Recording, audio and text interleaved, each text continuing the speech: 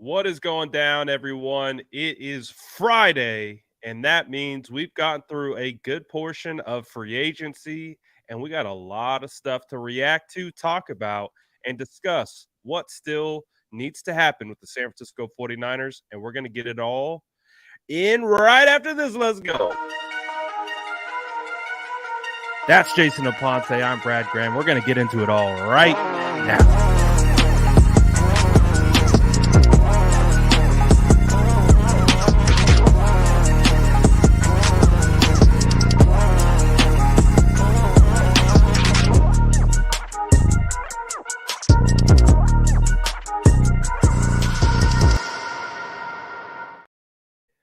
So much stuff to talk about, Jason. A lot of players coming on, lots of players leaving, especially one in particular that I think is going to be fun to finally say our goodbyes to.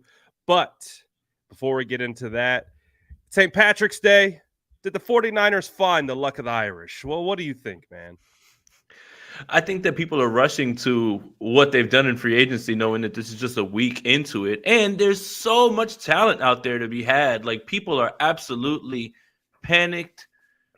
I can't believe that this free agency has gone this way. It's 5 days, guys, 5 days. And there's plenty of talent out there left. Plenty at all positions. Still very early to judge this.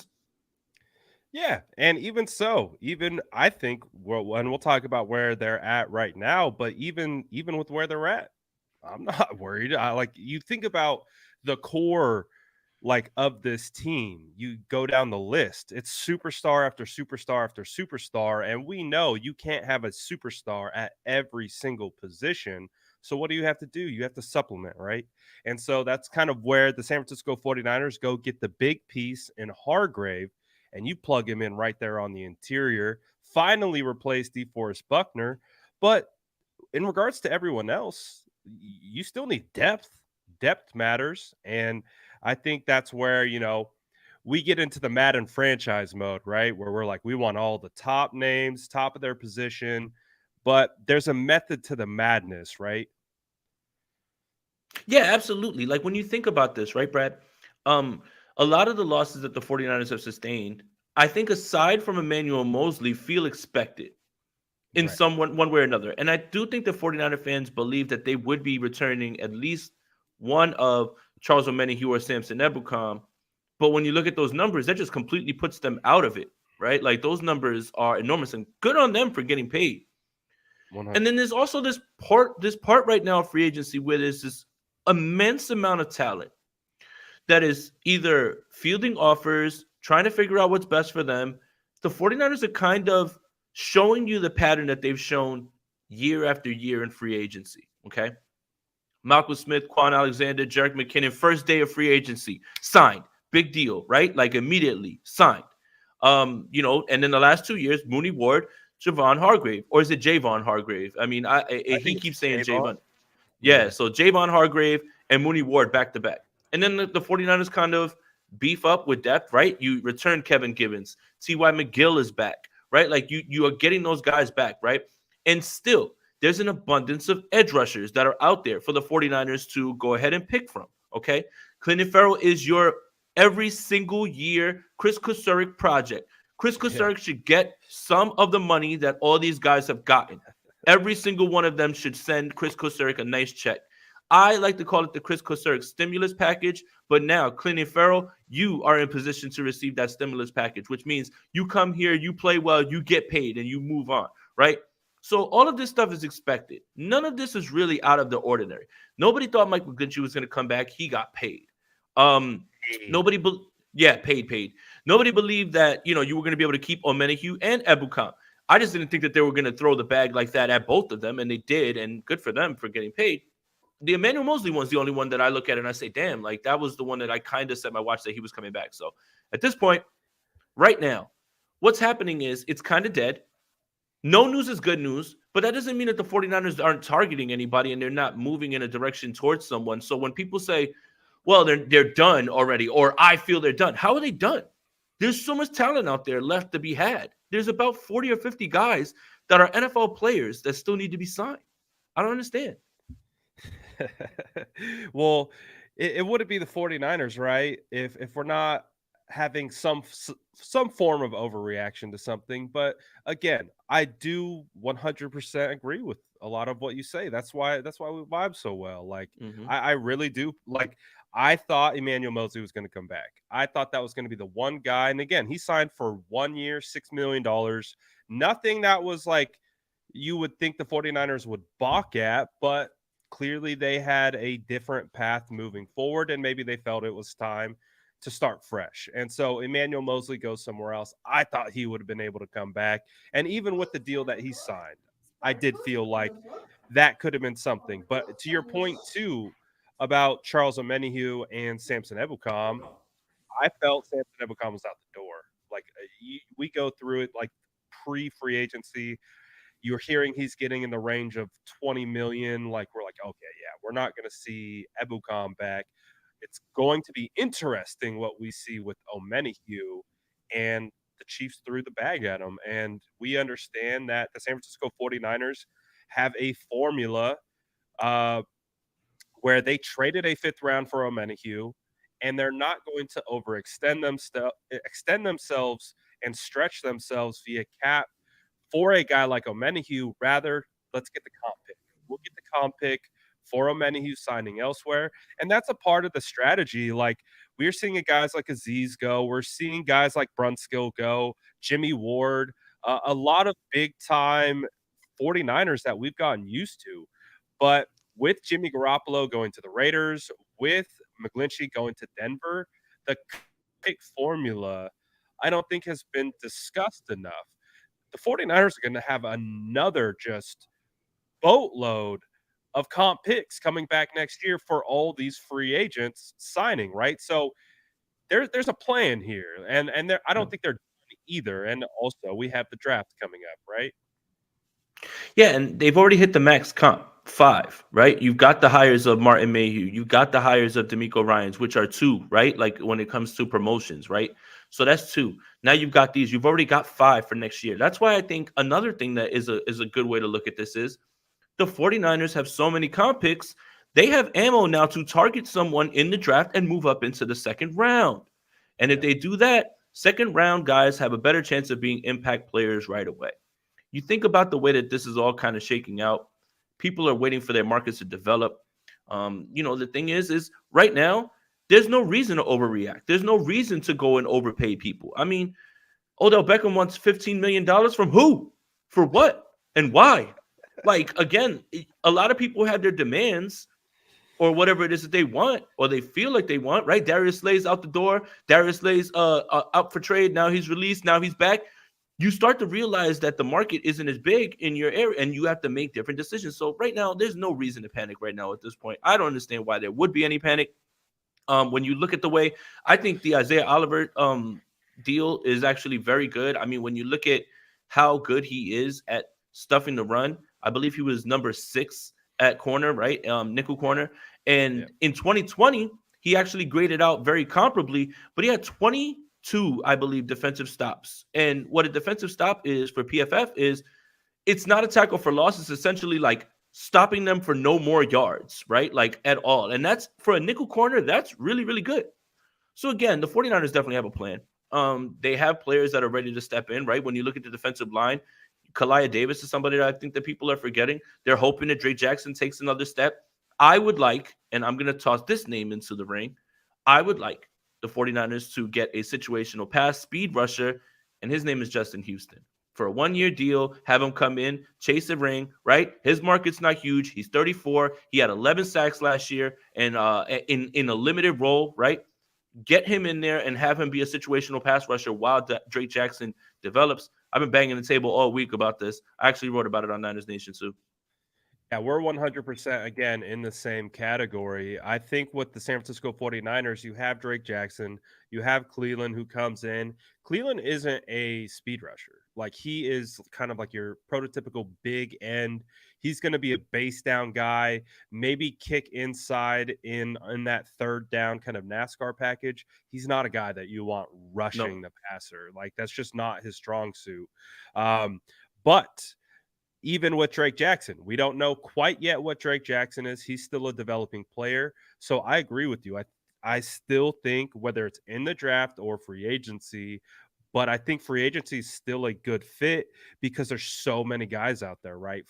Frank Clark is another guy. Zadarius Smith, I don't think is officially available, but maybe he's being discussed in trades or I something like think that. I think they had until 4 o'clock to figure out whether he's on the roster and his money becomes guaranteed or something Oh, like that. So I so don't know so what something's close. yeah, one way or another.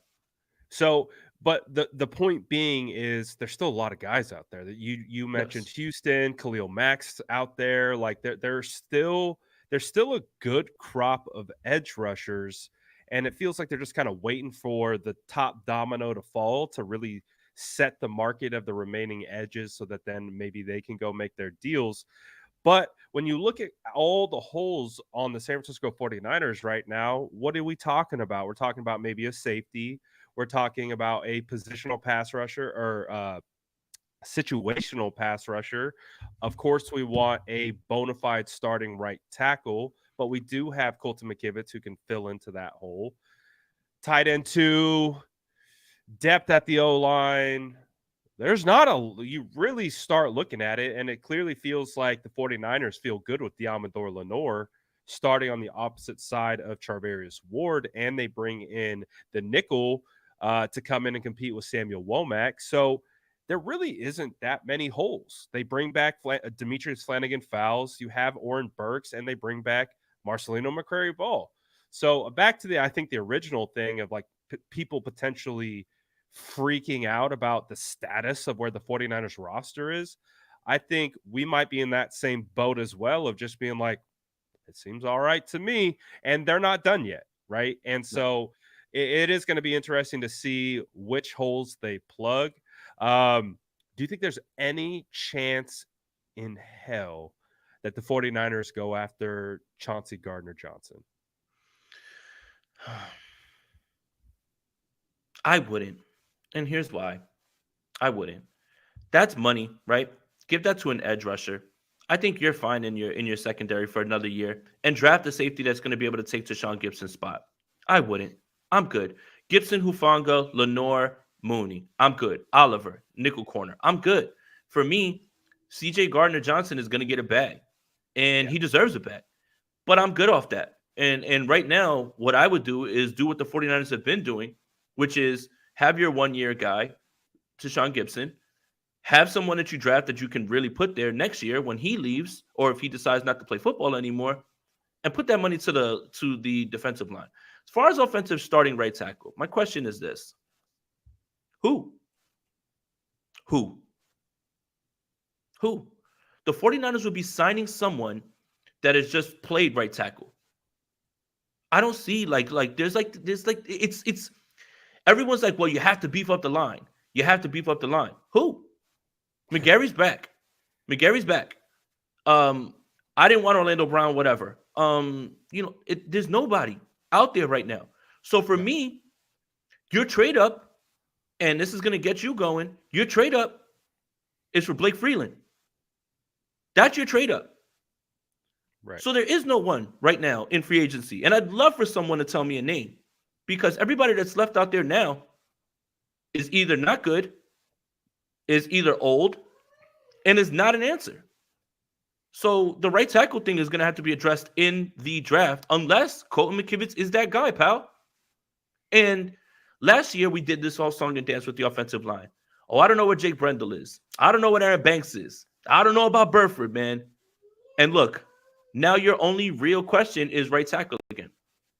Yep. Oh, please. Not Williams from Jonah Williams. Absolutely not. He is awful. Oh my goodness. What was it? 14 sacks given up this year? Absolutely not. Ooh. Absolutely not. Absolutely not. No way. No chance. And he probably wants to get paid, and you got to give He's up and that's what I'm compensation. saying. Like, he's all right. So he's on a rookie deal. If you want to take him and take a chance and think that you can fix him, okay, but absolutely not, man. He was awful last year. Good God, man. And they invested a high draft pick for him. So no, I'm good on him too. There's nobody out there that you can say right away, oh, here we go. That's the guy that we want to invest money with. Like, he was awful. There's McGarry might have been the only other guy. It's 12 sacks. The funniest thing is McGarry was the only other guy that people pointed to, and McGarry literally had the same issues that Mike McGlinchey had. Very Worse good than in the run. Right, exactly. Very good in the run. Suspect in pass pro. And everybody was like, I want McGarry. It's like, are you guys watching? Are you guys watching these guys? Like, are you guys watching these guys? I'm like, no, they McGarry don't. graded. They don't. No, they They don't. don't watch. McGarry's one of the best run blockers at right tackle, but he can't pass pro.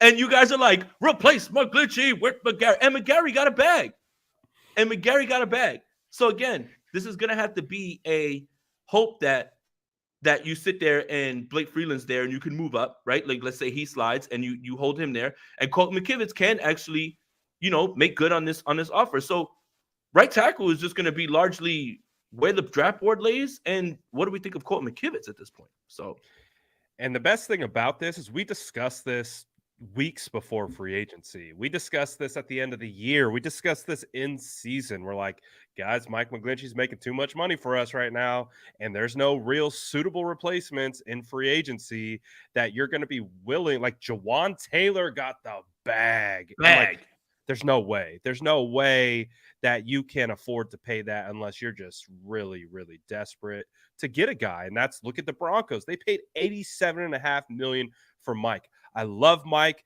I'm so happy for Mike that he was able to get generational wealth for his family, but there's no way I'm the San Francisco 49ers and making that deal for Mike. I love Mike, but we can't do that. That's just too much right now for the value that we would be getting in return. But guess what? They're going to get a third round comp pick for that. So, and I agree with you. There's no one out there who's going to come in right now and be any better than Colton McKivitz. So I agree again, 100% with your plan. Go up into the draft. That's going to be your best option. absolutely. One more thing I wanted to point out is that Darius Smith's money did hit today, so he is not a cut player. He is on the Minnesota Vikings. So he's a potential trade candidate. They would have to be able to eat his money, take the dead cap Right. hit on, and then Exactly. move the contract for The compensation. dead cap hit is almost $9 million. I don't know how you can move off a player who was that productive last year. I mean, he had 80 pressures, Wasn't incredible he the season. one that was asking though for the release? He's angling off the roster. He was, and then Right. and then Minnesota said, well, no. But like he wrote out this whole tweet about, oh my God, like, thank you guys so much for the ride. Minnesota was like, nah, man. You're like, again, Like, hey, that's not working you, around here. you can want whatever you want, but it takes two to tango. If the team doesn't want you like to leave, they're not gonna. So Yeah, seriously, that's hilarious. Tyler dropped a super chat on us and has a question specifically for you. Jason well, says, you "I too. have a question for you. How long do you think this roster Super Bowl window is effectively open?" 2 to 3 years before they have to pay one of these quarterbacks, depending on who it is, whether that's Trey Lance or whether that's Brock Purdy. Again, a lot of the maneuvering that you're seeing and you being able to give Hargrave this money is because you're paying all three quarterbacks. I think it's less than $16 million or something like that. And when you look around, I mean, Andy Dalton got 8, like by himself, guaranteed, right? What did Jimmy get, right? Like the going rate's like 25, 30. So, like for me, it's while these guys are still young, while you can still replenish, and while this formula of paying guys 1 year deals while having someone ready to step in who's going to be young off of comp picks, either undrafted free agents, or that has continued to work. Hufanga for Tart, Banks for Tomlinson, Burford for Brunskill, yeah, and then Brendel again, who's relatively cheap, is going to be coming back. As long as this formula continues to work, I would say 2 to 3 years easily. Yeah, no, I agree with that too. Kind of also the thing that we're looking at is when Trent Williams decides to hang up those cleats, I'm going into full-blown panic mode because again, left tackles are not easy to find. We imagine the San Francisco 49ers are going to be picking in the 20s or above. They're going to get their first round pick next year. But again, it's hard to hit on generational tackles and Trent has been holding it down for the San Francisco 49ers O-line for so long. But again, George isn't getting any younger. Debo's, everyone's getting older. That's just how it works. I would say probably for me 2 to 3, unless they continue to make smart moves, get younger at key positions, find replacements in the wings, all that type of stuff. They can keep it going, but as we're looking at it right this second, I would say about 2 to 3 years. So, but that's still a good thing. And 2 to 3 years in the NFL, that's actually a large chunk of time. So it's not a bad case scenario for the San Francisco 49ers. I think they're still going to be competitive. I still think they're going to be able to get a bunch of stuff done. Mhm. But there is still room to improve this roster and get better, right? And think about this: the NFC right now isn't exactly a juggernaut, right? Like Philly is still very good. I think Dallas is Look at our Dallas. division, too. Right. That's what I'm saying. The Rams are done. The Cardinals are done. The Seahawks are good. That's scary. I'm definitely afraid of them getting Jalen Carter at the 5th pick. I don't care what anybody says about his pro day or anything like that. The Vikings are selling everybody off. It sounds like they want to move off of Dalvin Cook and all these guys. They let go Adam Thielen. The Packers are done. The Lions are up and coming. But for no matter what, whether you feel that the 49ers are better today than they were last year, even if you feel they're worse, they're still better than almost all of those other teams. Just based on the top end, the top heavy portion of it, and still being able to build this roster up with a lot more to go. So yeah, I mean, right now the 49ers are still in prime position right now to be at the top of the class of the NFC and still have a ton of time to become the number one the number one roster in the league, depending on the moves that they make. Yeah. I mean, I think the one thing that we're really just waiting for to see is who's going to step up at quarterback. Trey Lance, Brock Purdy, Sam Say Darnold. it, say it, say it. You know what's I funny? yeah, go ahead. This is, and he knows exactly where I'm going with this. We had this discussion in the media workroom, and we're sitting there, and all of these cuts are happening and everything. And I'm telling him, I'm like, "What about Sam Darnold?" And he said, "You know what? I'd be okay with that for $2-3 million." And sure enough, what did he sign for? I think it was like 4 million guaranteed, something like that, with a chance to hit 7 in the incentives. He Yep. said, "I'd be okay with that." And I said, "What about Carson Wentz?" And he was like, "Absolutely not." But yeah, I mean, I guess the Sam Darnold thing is something that has kind of we're never gonna stop arguing about quarterbacks, are we? Like Jimmy Garoppolo is literally Never. introduced as a Raider, and we're just never, because there's an article out there by somebody I forget about, oh well, Darnold's here to actually like compete, and it's just like, oh my god, man, like The here we path go for again. quarterback one is open for Sam Darnold. Get ready, ladies and gentlemen. All right, here's my quick take on this, because if you guys have been checking out the afternoon report, shout out to you guys as well too. That's been doing very well, and I'm going to keep that going. Only reason there's no afternoon report today is because State of the Franchise Day. But I do think that Sam is here to compete. But if you think that, and if you believe that I do, that Trey is who he is, then he should win this competition. And that's as best I can put it. That's the quick answer to this. And this does feel like a little bit of what Seattle did with Geno Smith, right? Like you're not bringing him here to necessarily start, but you do want to see if you can develop him, see if you can get something out of him. Low risk, high reward type thing. So yeah, I mean, I do think it's going to be a little bit more of a competition than people want to believe. They're not going to hand this thing right to Trey, but if Trey is what I think he is and what many of you think he is, then he should win it. Yeah. I think we knew the 49ers were going to have to get a competent, and when I say competent in the sense of Experienced. quarterback 3, has starting experience, has done it before, might not have found really success yet.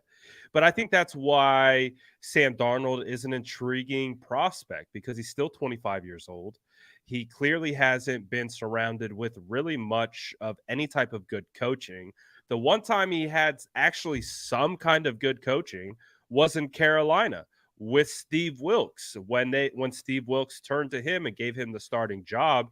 And one of the things that really made me again continue to come around to Sam Darnold was he made better decisions. Now, he still wasn't perfect, but a 7-3 touchdown to interception ratio is much better than anything he's turned in his career prior to that. And so that's all we're looking for. Clearly, he has the physical tools. That's never been the question. It's the processing, decision making, and what does Kyle Shanahan do best? He takes a lot of that away. He says, here are your reads. Here's what's going to be open. Here's how you hit it with timing. Just play within the scheme. Play within the scheme. Get it to the guys. Let them make the plays. You just got to get it there.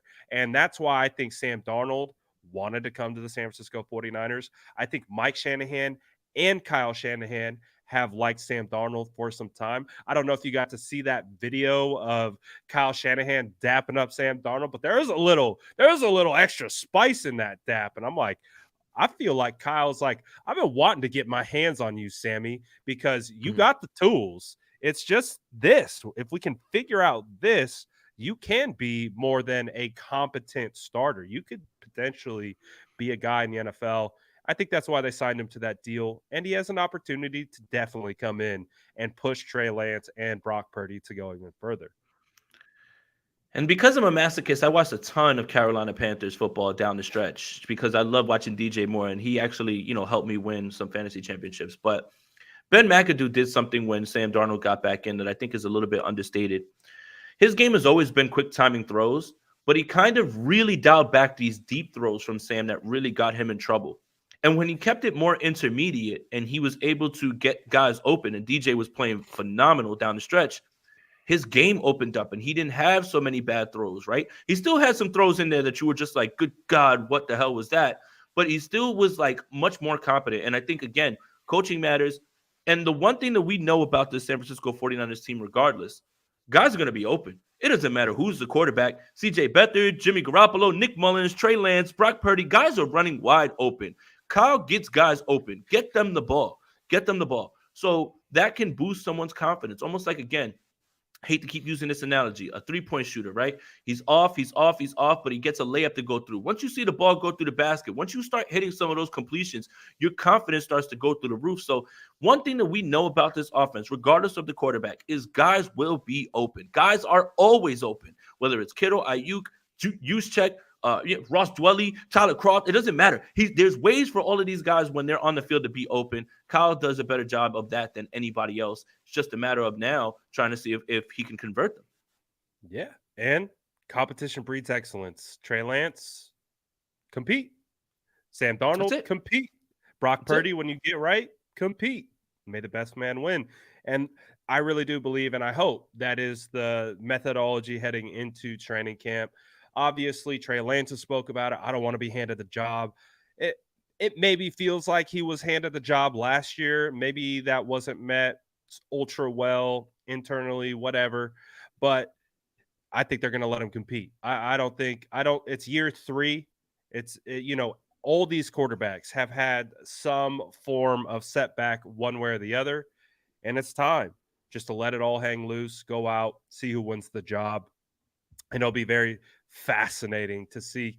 Can't wait to get to training camp. It's going to be phenomenal. And, since we're on the topic of quarterbacks, let's talk about Jimmy G. Let's talk about Jimmy Garoppolo, the era that we at one point never knew if it was going to end is officially over. Mm-hmm.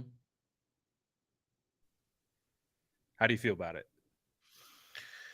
I want to say this. Regardless of how you feel about Jimmy Garoppolo, now's not the time to just trash this man, right? He's not on the team anymore, and this will be the last time, most likely, that we are discussing him. I remember 2017. I remember the electricity he brought to the stadium. 5 games in a row. Felt like we had our guy. I remember 2018 when he got injured. Oh, well, our season's over. 2019 was a hell of a ride. I'm not trying to get into how it ended or anything like that. I think we all can point to several different things as to the reason the 49ers couldn't get it done. But Jimmy's never really done anything but just show up, be liked by his teammates, win ball games. Nobody has to put him in the circle of fame. Nobody has to say retire the jersey. Nobody has to say build the statue. But what I'm choosing to do is to remember the good times and just thank him for a time where, like, he brought juice back to the team, man. Like, this team was floundering in 2017. Like, a lot of people, like, almost when Jimmy became the punching bag, kind of forgot what it was like before him. Brian Hoyer and, CJ Beathard. And it can always be worse. Yeah. But at the same time, I have nothing but good things to say about Jimmy Garoppolo. I wish him nothing but luck over there in Vegas. Vegas, you're not ready. You're not ready for that jawline. You're not ready. You see that man standing at that press conference? Who got? Oh, all I mean, black. all black? How do you sit Gee. there and focus on this man? But shout out to him, man. Glad he got paid. Good luck in the rest of your time. I just don't see the need for people to like post the overthrow to Sanders, post the interception right now. It's like, dude, it's over. Everything that you've ever wanted, if you really dislike Jimmy Garoppolo, is here. And this is going to be the last time that I speak about him. But I'm going to make sure I say some good things on his way out. Thank you, Jimmy Garoppolo. And thank you for the fun times. Absolutely. I think people forget that the San Francisco 49ers were a dumpster fire before he came around, and he at least brought some level of consistency, whether it was consistently being inconsistent for Jimmy Garoppolo, kind of having his ups and downs. But, Part of his story. part of his story, but he still was a part of a lot of these runs where the San Francisco 49ers won games. We're not going to get into the debate of quarterback wins, but he did play a part, whether you want to give him credit for it or not. So Jimmy Garoppolo clearly galvanized the locker room. The locker room rode for 10. That was their guy. They would go above and beyond for Jimmy Garoppolo. Yes, there's a reason why the San Francisco 49ers were looking to upgrade at the position, but still, he did his thing. He came in. He got better last year. That was one of the cooler things, I think, from Jimmy, something that we had been looking for from him over his time with the 49ers. Better decision making. That's what it really came down to. Just better decision making. So going to be interesting to see how he does in Las Vegas. But an end of an era indeed. Oh. No more Jimmy G. Ariel's right. I am going to talk about it one more time tonight on Sprint Right Option. Damn it. I cannot escape this, man. I just want to be done with it, man. I just want to be done with it. Please, man. Good luck, Jimmy. Go tear it up in Vegas. Women, Nope. You're not ready. He's gonna Pray come for back the women in somehow, Vegas. some way. Oh, man. Pray for the women in Las Vegas. Pray for them. They're not ready for porn star Jimmy. It's going to be wild. But let's talk about some of the additions that the San Francisco 49ers made. Hargrave, what do you think about that? How much do you think his addition will impact the defensive line for the San Francisco 49ers moving forward? Oh, my goodness, man. This is, if you add yourself your speed rusher, this is the 2019 line again. I would say he's a lot more impactful than Buckner is at this point right now. And he's been very durable. But I want to because Buckner kind of said something about, well, that's the exact same contract, that I would have gotten. Well, I'm not going to lie really quickly. I thought that was wild that DeForest Buckner is commenting on Hargrave's contract. Was it the day of? Right. I thought that was wild. I was like, wow. Normally you don't see another player talking on another player's money like that. He's clearly not happy that he's not here, right? Like he's clearly not over it. Okay. Right. What the context that I want to give you guys is this. What did the 49ers have in 2020 that they don't have right now? They were paying a quarterback who had a very big cap hit. And I don't know if everybody remembers, going into 2020 was the COVID year and the cap was significantly lower. There is a ton of context that is left. The 49ers didn't just say, well, we're not going to pay Buckner. We don't care. They made a decision.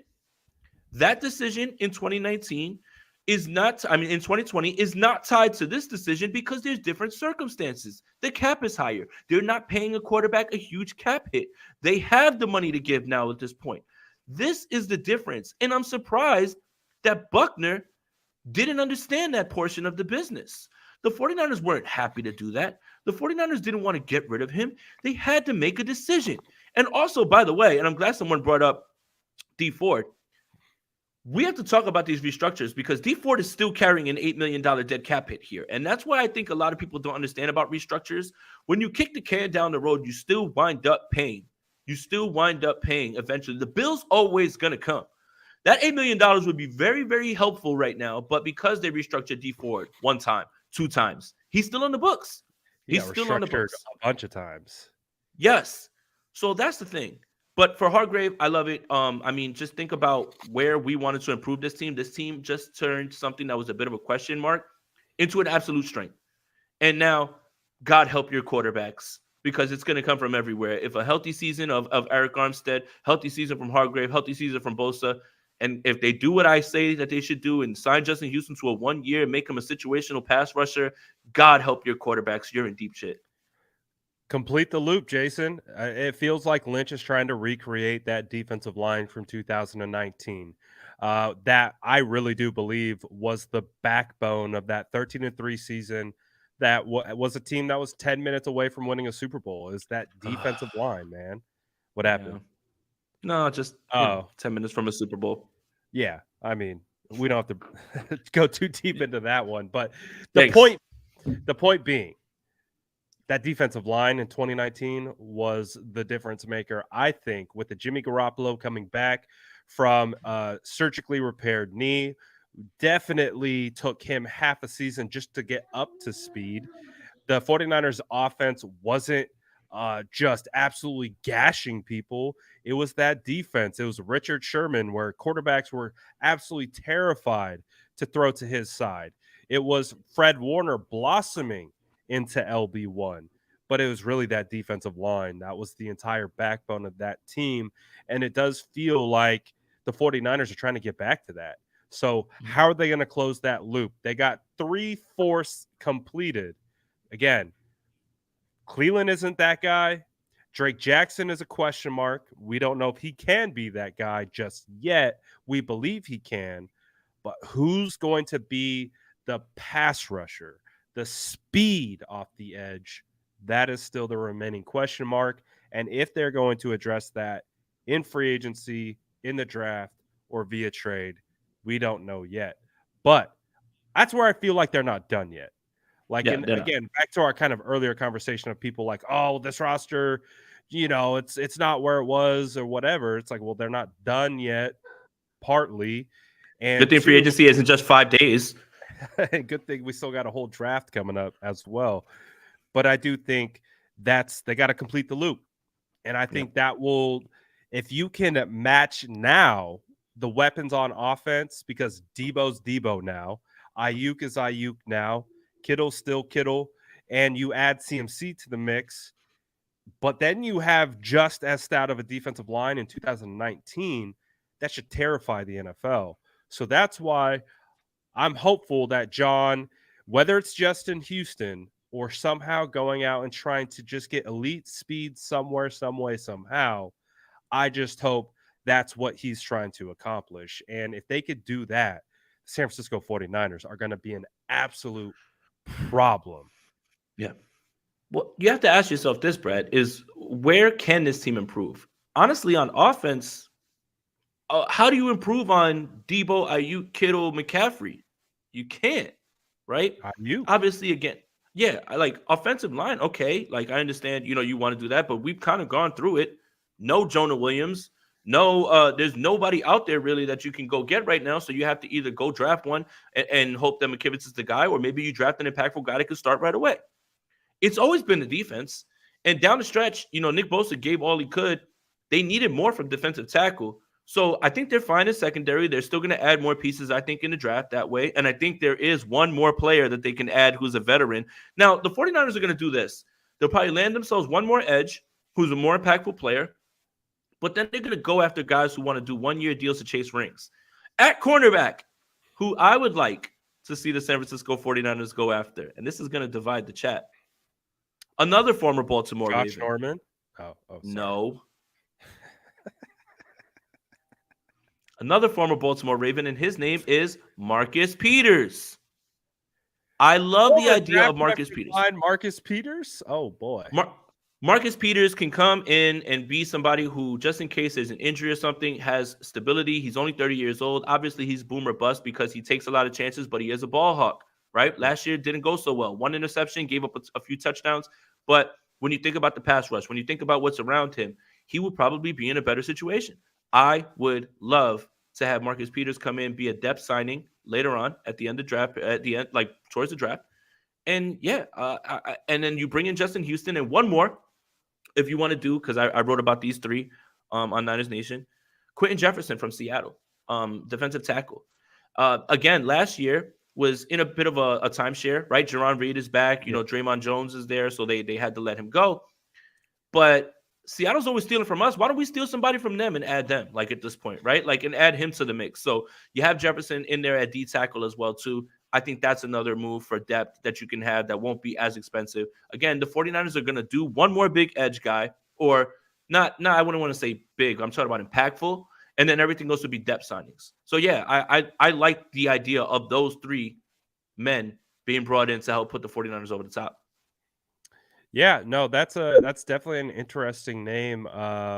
Marcus Peters, fun fact, he was who I wanted the San Francisco 49ers to draft when they drafted Eric Armstead. I was banging the table for Marcus Peters, but I think I know why they didn't draft him. He's Marcus Peters. But if he could come in, play the role, and be someone that can fit into the culture, I don't think there's too much. I don't have any problems with the talent of the player. As long as he just fits in the locker room, that's fine with me. And the other thing is, it's up to Marcus Peters whether he believes he's a starter. I think he probably still does. I think teams still view him as a starter as well, too. So, again, this is all contingent on him being able to say, all right, I'm going to take a step back and play behind somebody. I don't know if he's willing to do that, but I like the fit as a player. Also, shout out to Tarvarius Moore. Good luck in Green Bay, buddy. He just got signed over there. Yeah, Tarvarius Moore got signed. Bunch of guys getting signed. Big time exodus from the San Francisco 49ers for the most part. But again, I don't think anything that we were totally in shock about. Were you surprised that Azeez Al-Shaair didn't get more money in free agency? I thought he was going to get a bigger bag. I was shocked that, you know what's funny is we spent all offseason, D'Amico's going to take this guy. D'Amico's going to take that. It was Rand Carthan the whole time. Rand was in the shadows like, give me Azeez. I'm stealing Arden Key from you. And you were looking at him, bringing in Daddy Brunskill. Like, this man was the real. You know how they had that meme, the villain and the actual villain? The villain was supposed to be D'Amico. The actual villain was Rand. I am a little bit shocked that he didn't get that much, but I do think that there is a possibility that Azeez went with Rand just based on a relationship that they had. Would have made more sense for him to go with D'Amico, though, the linebacker coach, right? Like, but at the same time, D'Amico, I'm happy for Azeez, man. Azeez is going to get a shot at now showing what I think he can be as a starting Mike linebacker. And it's in a good spot with Mike Vrabel, who's a former linebacker and can help him out. So I like that a lot. But I can't believe it, man. We all were focused on D'Amico, and maybe that's how they wanted it. But Rand was the one in the corner, like, oh, like that Arden Key one. And it's just so funny because I'm like, damn, you would have thought that we would have been able to get Arden Key for like the low and just add him in, because I would have been fine right now if that would have been the case. And Rand threw a bag at him, and I said, damn, this one kind of hurts. And everybody was like, well, he was on the Jaguars last year. I was like, yes, I'm quite aware, but like he was a target of the 49ers. So like, again, he didn't have to steal directly from the 49ers. He stole from them in the way that they were targeting someone. So, yeah. And Rand was the director of pro personnel, so he probably had a lot to do with Arden Key coming from the Raiders to the San Francisco 49ers to begin with. So he's like, nice job, Rand. I know what he is. I'm going to make sure we're going to get him paid and bring him over, and we're not going to let the San Francisco 49ers try to swoop back in for not signing him in the first place. But kind of back to that safety position, how do you feel about Gip coming back? Are you feeling like that's the answer, or do you feel like he could be in a veteran type mentorship role this year, still starting?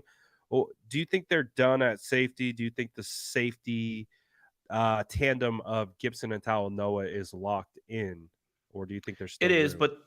But Wilkes is going to run a lot of single highs, so Gibson's going to be up there. Again, this is a one-year Band-Aid while they draft somebody who they're going to eventually bring into the spot, so I'm fine with it. By the way, 3 49ers got paid today on performance-based bonuses, right? So I wrote an article about it on Niners Nation about, how the formula works and what happens. So Tashawn Gibson got almost $710,000 for his play being a UDFA and playing that many snaps. Jake Brendel got $643,000 for being a UDFA, and Talanoa Hufanga got $703,000 for being a 5th-round pick and playing that many snaps. So good for all three of those guys. If you want to check it out, go on on Niners Nation. You can check out, I posted the comp formula and how it is that they get paid. But yeah, Gibson's gonna be fine, but they'll definitely be looking to draft somebody, a safety. Maybe if they wanted to target somebody, Jamie Robinson of Florida State, my friend. What do you think about that one?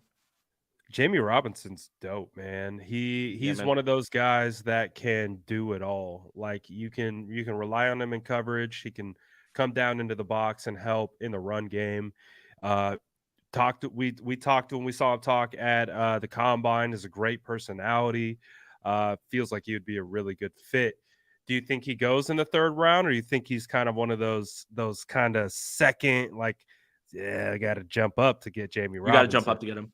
If you really like Jamie Robinson, you got to jump up to get him. The book is out. The book is out. Like, it's too late. Like the combine, anybody that was like a hidden gem that you were like, oh, well, maybe we'll sneak by. When they start blowing shit up at the combine, they're not sneaking by anybody at that point. Even if let's say that player didn't have a successful college career, the combine swings things so much to the direction. Like if you're an athletic freak, people are gonna bet on those traits, even if you don't have the production to match 100%. It.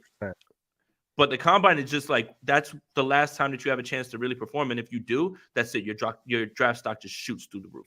Oh yeah, they love betting on upside. Even if they're like, "Oh, we're going to be the ones that turns this guy into Justin E. Byron Young." Why?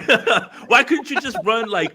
Why couldn't you just like pull up a little bit? Why did you have to run the fastest? Why did you have to blow all the drills away, man? Like the 49ers met with Byron Young before he was getting on the field to do his workouts, so they identified it, and now Byron Young is for the streets. It's too late now. You can't get him.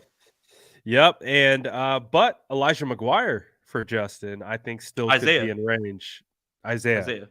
Elijah McGuire, we're getting the running back. Let's do it. Running back for the Jets. Let's do it, man. I'm in. Running back for the Jets. But the San Francisco 49ers, man, I'm really excited about what they've done. Again, they get the one big-time signing. They get Jake Brendel back, fill that hole at center. I mean, we got Jake Brendel for 4 years. So and Jake Brendel had a market. And again, I remember we were having this conversation. It took you like really like being like, hey, I think Jake Brendel's going to have a market. And I was like, and he had a market. You know what? I was like, you know what? I didn't even think about that. I thought it was just I thought it was going to be a foregone conclusion that Jake Brendel was going to return because I didn't think anyone was going to pay. But he took less from the Jets, or took less from the 49ers because the Jets paid him more. And he said, I'm going to come back.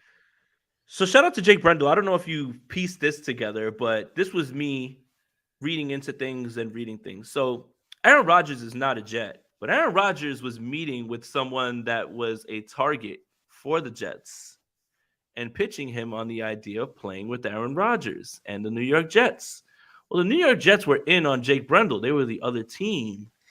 So Jake Brendel seems like he was that guy and said, I'm good. I'm going back over here because I don't want to see you walking around barefoot in the locker room talking about, some hallucinogen. I'm going to go back to what I know. Pretty funny how we were able to piece all that together. But it is funny that he did meet with Jake Brendel and pitched him the idea of playing for the Jets. And he said, no, I'm cool off that, bro. I'm going to go. And the Jets have weapons. The Jets have weapons. Oh, my God. I mean, Breece Hall, Garrett Wilson, Elijah Moore. My goodness, man. Like, those are weapons. Yeah, they have weapons, man. And he still said, I'm cool off that. I'm going back to Santa Clara. Could have been reunited with Laken Tomlinson right there at left guard. There's some familiarity on the offensive line as well. Yep. It would be a new scheme technically because it would be Nathaniel Hackett taking over. Hackett, it's an offshoot. Hackett, Kubiak, Shanahan, all kind of the same thing. Yeah. But I do appreciate Brendel coming back, and again, he got a decent payday, 4 years with the San Francisco 49ers, and it does feel like we finally plugged that center hole, and it's been something that's been a question mark for a long time, but Oh we my god. we finally got it figured out. I still think the 49ers. I think now more than ever, Nick Saldiveri out of Old Dominion is the perfect offensive lineman for the 49ers because he can be the next Brunskill. You could probably get him in the 5th round. I'm hoping teams aren't higher than him than the media is or draft pundits are because no one's really talking about Saldiveri, but he's a guy who can play center guard and tackle. And we saw how valuable that was to have in Brunskill. So my ideal scenario, 49ers jump up, get a guy like Freeland. Doesn't have to be Freeland, but comparable to not one of these first round tackles, the tier below, because I still think the tier below is more than serviceable. So you get the tier 2 tackle, you trade up a little bit, go grab that guy, go get Nick Saldiveri in the mid rounds, and you have a potential starting right tackle and your next potential utility tool who could play every position on that offensive line and fill in and spot start wherever you need it. And who knows what he develops into. Maybe Freeland eventually kicks back to left tackle when Trent Williams, hangs him up in 3 to 4 years. You plug Saldiveri in at right tackle. It just makes, to me, too much sense. And there's two offensive linemen that can fill two big roles that the 49ers need. And we've seen how much they've had with similar guys in those roles as well. Right. And if you get, Justin Houston or an edge rusher that can help you, then you can kind of wait a little bit longer on edge, right? You don't have to necessarily, like, when you plug up holes in free agency, then the draft board doesn't come to you. You can attack the draft board now. Like, you don't have to Yeah. sit and wait anymore because you can identify players. And we just mentioned 5 comp picks for next year. And by the way, the 49ers have a first and a second next year. Woohoo, Brad. We get to go back to searching for first and second round talent. I can't believe it, man. What a world. What a world. So, again, the 49ers are in prime position to move up. All they have to do is plug up their holes in free agency, and then they'll be able to double back in the draft. They'll still be able to get their depth guys, and they'll still be able to get guys that are developing. But you can identify somebody and move up for them and be aggressive if you feel that they have an impact and you really like a player. That's a great spot to be in.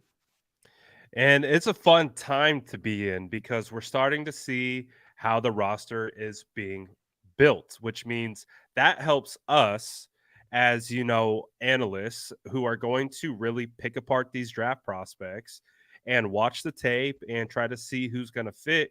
It gives us about a month and a half to just comb through these prospects, really start to learn who they are, and start filling those holes. And the 49ers still have a lot of picks, so they can move. They can move up and down and all that type of stuff.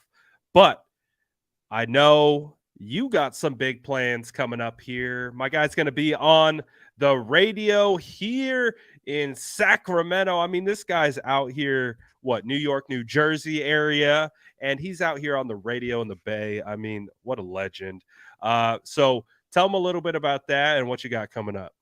Yeah, I gotta look it up. I believe it's Sacktown Sports. I don't know if you guys know what that is, but it's my guy Kyle Ledbetter. He put me on. He wanted me to come on, so I'll say some stuff about free agency. You can check that out. I'll probably post a link on Twitter. But yeah, Niners Nation. A bunch of stuff up there. Me, Jordan, Nicholas, Andrew. We're all working. We're all writing. KP, shout out to him. Cooking over there. Yeah, man, a lot of content right now coming out, and tonight. Sprint Right Option, me and Andrew, and make sure you like this video, subscribe to both channels, and hit that notification on both of us because it's content's flowing again, and make sure you guys tune in.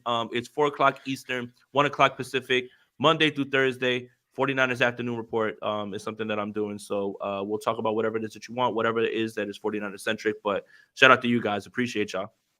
Absolutely. Again, we're streaming on both channels. Make sure you pop over, sub to both, like to both, post notifications. You know the deal. But it's been a fun week. I've had a blast. I mean, content's been crazy. I've been putting in honestly 16-hour days. But it's fun. It's fun work. I'm having a blast. And I think the 49ers, again, to wrap it up, they're doing a good job. So I like the way the roster's being built. I don't think it's done being built. I'm starting to see the path forward towards the draft. I think we are in a good spot. So I'm definitely looking forward to it. Appreciate everyone, as always, for tapping in, vibing with the state of the franchise. And again, I'm Brad Graham. That's Jason Aponte. You know the vibes. We'll be back next Friday to, again, wrap up everything in free agency. And we're starting towards draft season is here. I'm finally excited, Jason. I'm finally excited. But again, check out Jason. Make sure you look out for the link. He's going to be on the radio in about 3 minutes, so we got to get out of here. But appreciate you guys. That's it for us. Peace. That's Jason Aponte. I'm Brad Graham. We're going to get into it all right now.